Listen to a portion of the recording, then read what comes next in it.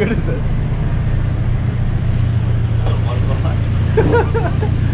How good is it? Alright. Let's get the hell out of here. Oh, it's so warm here. What? I've just come from friggin' freezing Perth. What are you talking about? It's freezing here, dude. Perth's like... This is cold, man. This Perth's is like cold. 10 degrees. No, I couldn't do that. Not a hope in hell. Okay, how's the flight, man?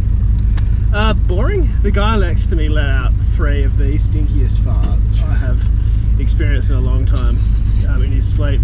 Isn't it illegal to fart in an airplane? I think so, yeah. In which case we're all going to jail. Well, we just dobbed him in.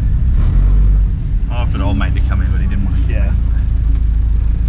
This thing's so sick. Dude, I'm freezing. You're wearing shorts at least. Yeah, I'm wearing friggin' jeans. You know what the winter attire is in Townsville? It's jumper and boardies, man. Yeah, well, That's I used to live in Broome, so it's like exactly the same. Yeah. It's like same latitude, and I miss it. Miss it. Yeah, I don't think I could do that cold stuff. Choo-choo noises. It does Yeah, look right choo-choo noises, noises. man. Most important stop? Hydration session. Hydration. And gentlemen, Northerns. Northerns, beer from up here. Beer from up here. Didn't have any Colonial. Surprise, Really? surprise. Dang. You've tried the Colonial, haven't you? I have, and actually they're pretty good. Like it takes, I'll be honest, it takes like 2 to get the taste for it. But if you Yeah. go from Northern to them, it's like what the hell? Yeah, because But it's a full pale ale, like. After you have like your 2, man, they go down like lolly water. Oh, they're so good. What a thing of beauty. Alright, I'm going to introduce this car with gratuitous B-roll. Let's do it.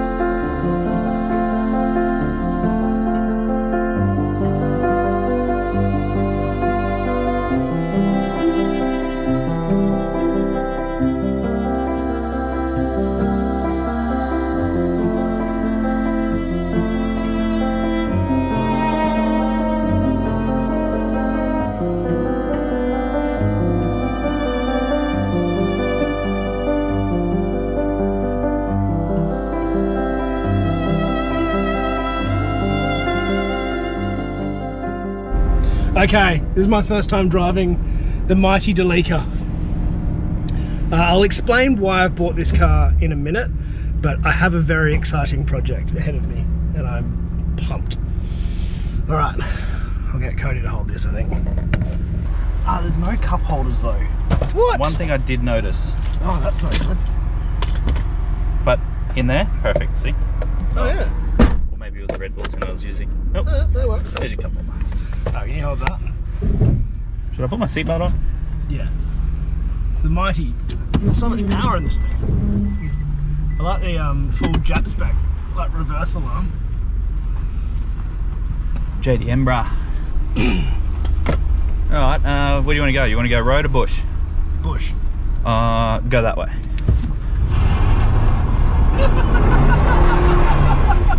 She rips, mate. It feels so wrong skidding a van.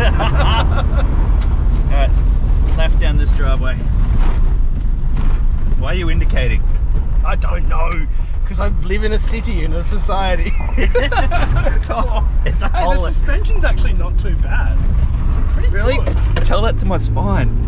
Alright, left You've down this driven the driveway. Denny Ute. Left. You've driven the Denny Ute and you're...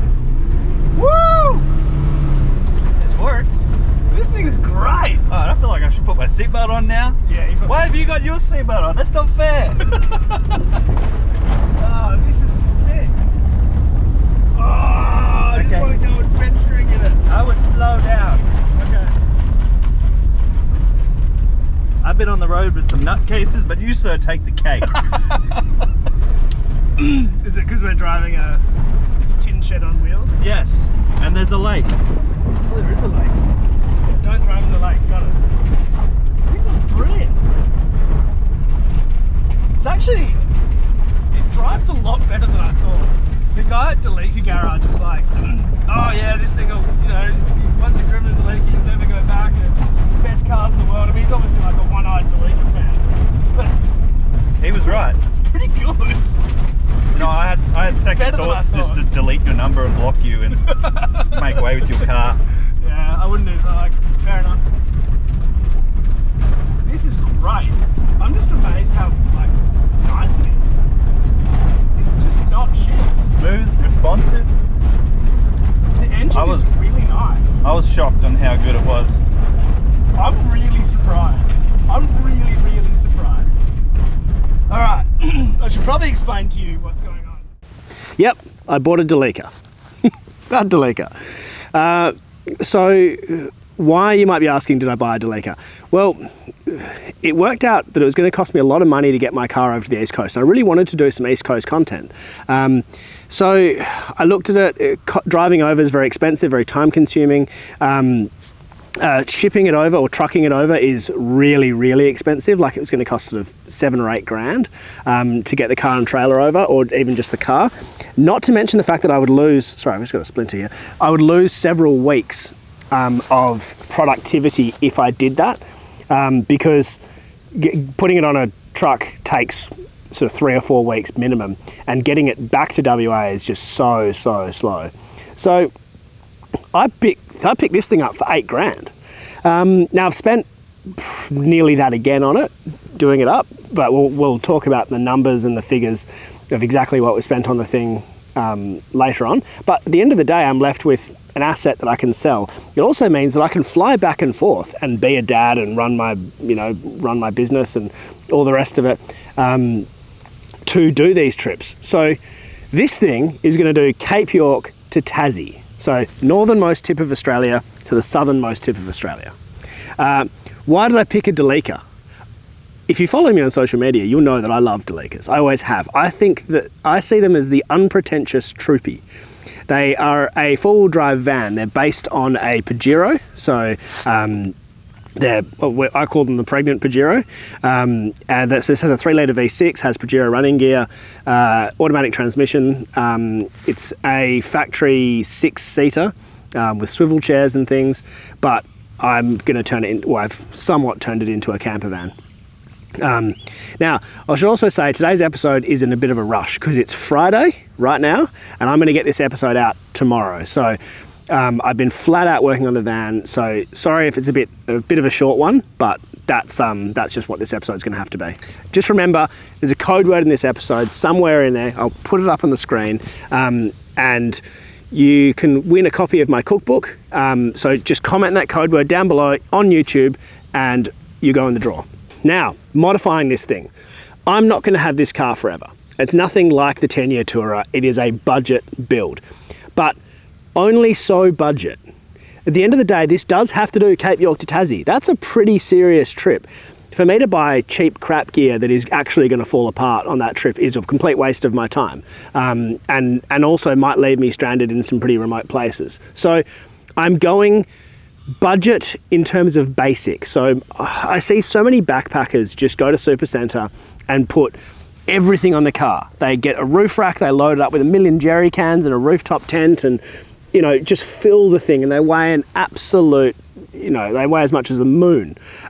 This thing is going to be light. Well, it is light, and simple. So the way I'm saving money on this build is not by buying the absolute worst stuff. I mean, don't get me wrong, a lot of it's DIY, a lot of it's off Facebook Marketplace, and I'll run through all those bits, but this is designed to be less is more setup, and saving money where I can. But this is, more like the 10-month Tourer, not the 10-year Tourer. So yeah, it's a very different mentality. I would love to get this whole thing done for sort of definitely under 20 grand, which I think, look, it's not in everyone's reach, but it's certainly a lot more achievable. There is one annoying thing, and that is time pressure.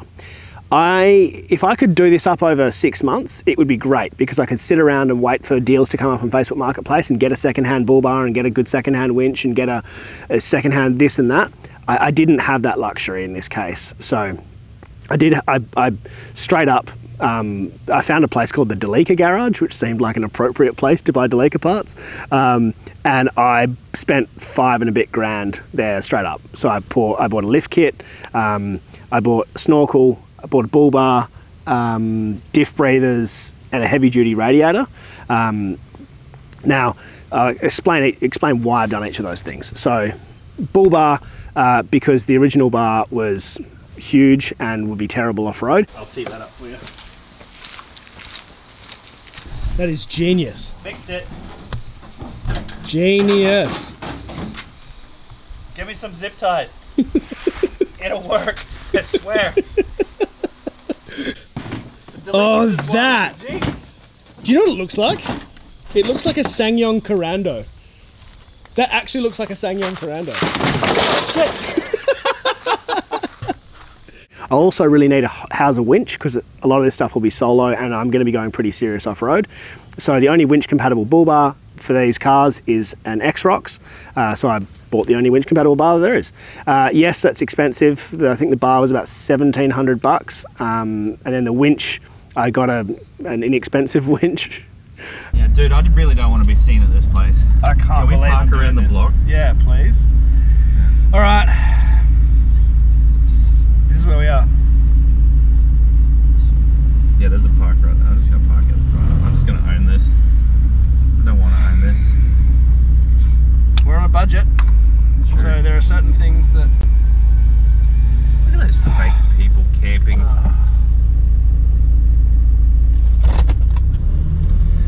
I need a cheap winch to get me out of trouble. So this is where I'm going to get it, because there were no good ones on Facebook Marketplace. I did look. And I need... Do you want a balaclava? Yeah. And I need I've only got my old undies Anderson plug. that way. Yeah, perfect. As long as they're used. And an Anderson plug extension cord. So that's what I'm going to buy. So that was 400 bucks. Next, snorkel. Cape York, a lot of water crossings, need a snorkel, cheap insurance. The snorkel was only 180 bucks, so that was fine. A bit fiddly to install, in fact, real pain in the ass to install, but we got it done. Lift. Now, today we're going to do a lift. So, look, I'm not a bloody install channel, so we're just going to whack it in. We're going to start at the front. It's a torsion bar front. Whoever invented torsion bars needs to go and have a good hard look at themselves. Coilovers are much better, but that's what we've got. So we chuck the torsion bars in, chuck the shocks in, and then we'll get to the easier side. We say easier side, we never know. This can always be a curly one. And Delecas apparently need a whole bunch of extra little brackets and bits, which we got from, which I bought. So we'll figure out where all those go and make this thing taller so we can fit some bigger rubber and not destroy ourselves on the way to Cape York, because, I mean, so should probably be clear. You don't need a lift kit. You don't need it.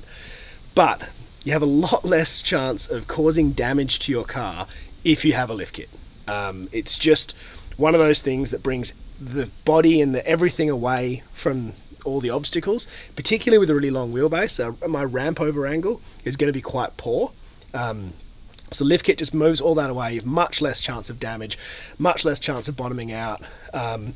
Overall, it keeps your car in better condition. Yeah, they're quite expensive. I think this one was about just under 2 grand, like 1,700 bucks. But compared to the price of bodywork, that's nothing. And also, compared to just skull dragging it every time it gets bogged on something, this is a much better option. All right, let's get to it. Cheers.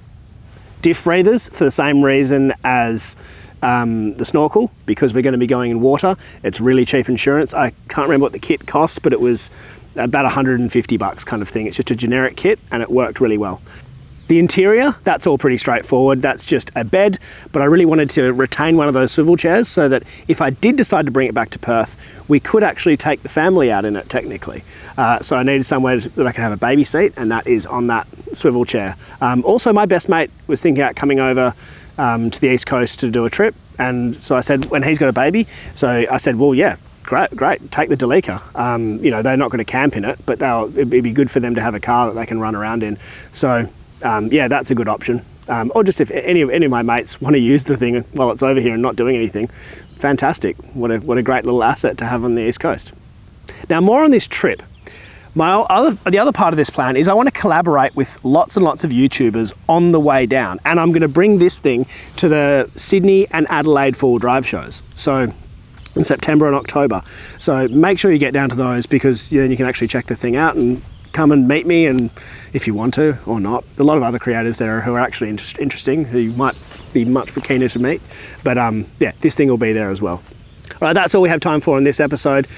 In the next episode, I will show you a bit more of detail on what it is, and I'll also show you our first trip that we actually get out and do with this thing. So you'll get to see how it goes, and if I've made a massive mistake, and basically which little bits and pieces I need to improve on.